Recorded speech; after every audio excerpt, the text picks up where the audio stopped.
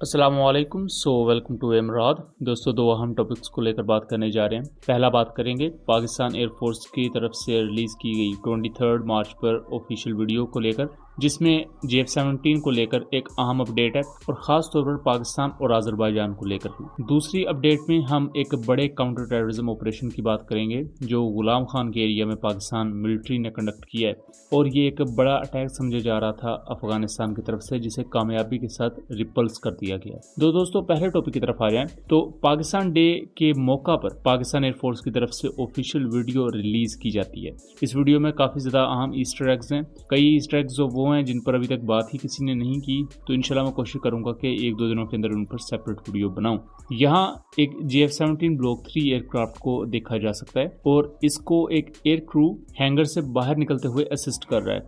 लेकिन ये जो एयरमैन है, इसका यूनिफॉर्म पाकिस्तान एयरफोर्स वाला नहीं है। अगर आप इसको सर्च आउट करेंगे तो ये बेसिकली अज़रबैजान एयरफोर्स पर्सनल है। लेकिन अज़रबैजान एयरफोर्स के पर्सनल यहाँ क्या कर रहे हैं, ये एक अहम चीज़ की तरफ इशारा करता है। हमने कुछ माह पहले एक वीडियो बनाई थी जिसमें हमने वाज़ेह किया था कि अज़रबैजानी एयरफोर्स के पायलट्स इस वक्त पाकिस्तान में ट्रेनिंग ले रहे हैं। तो उस पर बहुत से लोगों का ये ख्याल था कि ये खबर शायद फेक हो सकती है, बिकॉज कि कोई भी अभी तक विजुअल्स हमारे सामने नहीं है। आई होप कि आपके सामने अभी ये विजुअल्स आ चुके होंगे। पाकिस्तान इस वक्त अज़रबैजान एयरफोर्स के पायलट्स भी और उनका ग्राउंड क्रू भी, जिन्हें हम एयरमैन कहते हैं, वो पाकिस्तान में मौजूद हैं। और अब तो उनकी ऑलमोस्ट आधी से ज़्यादा ट्रेनिंग भी शायद कंप्लीट हो चुकी है और ट्रेनिंग आखिरी मराहिल में होगी अज़रबैजानी मिलिट्री पर्सनल की। JF-17 ब्लॉक 3 एयरक्राफ्ट का एक बड़ा ऑर्डर अज़रबैजान ने दिया हुआ है $1.6 बिलियन के यूएस, और इसका फर्स्ट बैच इमरजेंसी बेसिस पर पाकिस्तान की तरफ से अज़रबैजान को प्रोवाइड किया जाएगा। हो सकता है हमें इसी साल के एंड में या अगले साल के शुरू में पहला बैच JF-17 ब्लॉक 3 का अज़रबैजान को डिलीवर होता हुआ नजर आए। और अभी तक की जो पाकिस्तान एयरफोर्स की पॉलिसी नजर आ रही है कि मुख्तलिफ मुल्कों के ऑफिशियल्स के साथ जब पाकिस्तान एयरफोर्स चीफ की मुलाकात होती है तो इसी चीज पर ज्यादा फोकस किया जाता है कि पाकिस्तान एयरफोर्स उन कंट्रीज में डिप्लॉय होगी उन्हें टेक्निकल लेवल की ट्रेनिंग प्रोवाइड करने के लिए। उसके साथ साथ वो कंट्रीज भी पाकिस्तान में अपने एयरफोर्स क्रू को भेजेंगी ताकि बायलैटरल ट्रेनिंग को जारी रखा जा सके।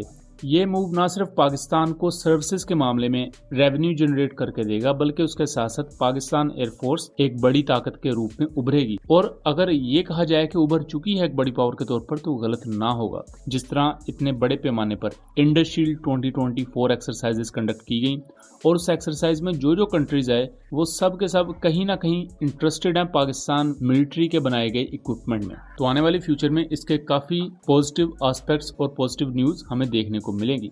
अब दूसरे टॉपिक पर आ जाते हैं।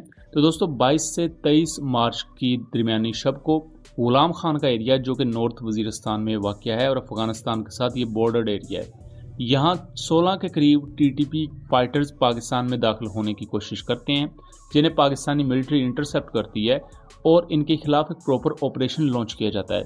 इस ऑपरेशन में ये 16 के 16 टेररिस्ट मारे जाते हैं।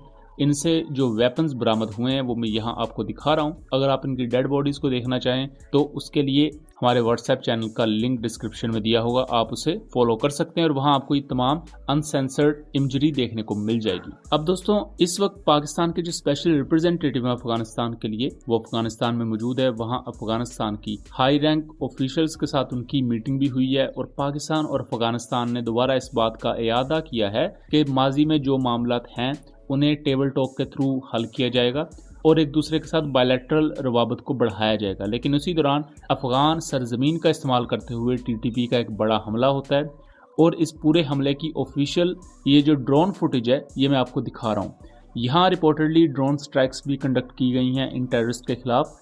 एंड अनकन्फर्म्ड सोर्सेज के मुताबिक, अभी तक हमारे पास जो सोर्सेज हैं, कि पाकिस्तान की SSG के थ्रू पर उसको टेक डाउन किया गया है। यहाँ मोस्ट प्रोबेबली FC और SSG का एक कॉम्बिनेशन यूज़ किया गया होगा, बिकॉज जो टेररिस्ट कुछ मरे हैं उनके करीब जो सोल्जर्स खड़े हैं वो SSG के हैं। इसी के साथ साथ हमें ये चीज़ भी समझने को मिलती है कि नॉर्मली जब इंटेलिजेंस के थ्रू कोई आगे ऑपरेशन होता है और उसमें कामयाबी मिलती है तो वहाँ जस्ट ये कह दिया जाता है कि ये सिक्योरिटी फोर्सेज ने अच्छा काम किया है, उनकी प्रोफेशनलिज्म है, क्योंकि ये 16 के 16 टेररिस्ट अगर पाकिस्तान में आते और यहाँ क़याम करते और उस दौरान ये कोई बड़ा अटैक भी कंडक्ट कर सकते थे, तो अगर खुदा ना खास्ता वो बड़ा अटैक होता तो यही कहा जाता कि देखें जी इंटेलिजेंस फेलियर है।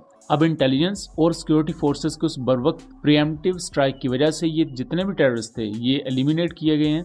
तो यहाँ उनकी तारीफ भी बनती है। दूसरी तरफ अफगान तालिबान पर भी ये दोबारा से क्वेश्चंस उठ रहे हैं कि ये किस तरह टेररिस्ट पाकिस्तान में दाखिल हो रहे हैं अफगान सरजमीन का इस्तेमाल करते हुए, और इनके पास ये वेपन्स वगैरह कहाँ से आ रहे हैं। अब जाहिर बात है ये वेपन्स कौन सा 2-3 रुपए के होते हैं कि जिसका मर्जी दिल किया उसने ले लिए, इनको फंडिंग कहाँ से मिल रही है, ये वो तमाम क्वेश्चंस हैं जिसका जवाब पाकिस्तानी कौम चाहती है कि पाकिस्तान की जो एडमिनिस्ट्रेशन है वो दे और अफगान तालिबान भी इस बारे में लोगों को सच बताएं, क्योंकि अफगान सरजमीन जब तक पाकिस्तान के लिए खतरा बनी रहेगी तब तक ऐसी इंटेंस सिक्योरिटी सिचुएशन पाकिस्तान में देखने को मिलेगी। बट जो भी हालात हो, पाकिस्तान आर्म्ड फोर्सेस ने दोबारा इस चीज को साबित किया है कि वो सरहदों की हिफाजत के लिए एकदम तैयार है और किसी भी किस्म की नागहानी सूरत हाल जो कि इस वक्त भी मंजरेआम पर आई उसको बेहतर तरीके से टैकल करने के काबिल है। सो दोस्तों, ये था एक एनालिसिस। उम्मीद करता हूँ चीज़ें क्लियर रही होंगी। वीडियो पसंद आई हो तो इसे ज़्यादा से ज़्यादा शेयर कीजिएगा ताकि इस तरह की मज़ीद इन्फॉर्मेटिव वीडियोज़ हम आपके लिए लेकर आ सकें। मिलेंगे अगली वीडियो में, तब तक के लिए अल्लाह हाफिज़।